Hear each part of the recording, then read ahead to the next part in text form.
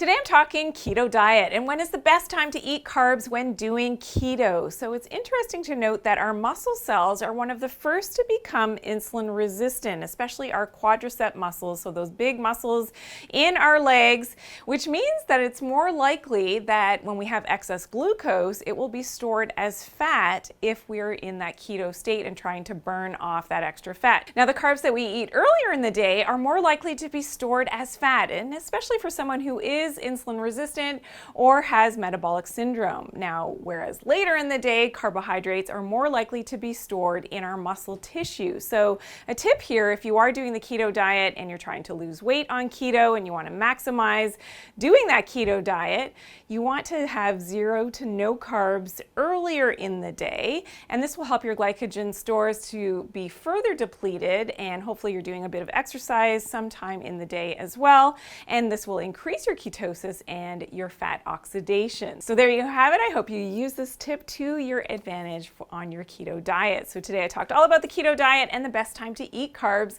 when doing keto. Now for more keto diet tips, check out my video, 9 tips for keto weight loss.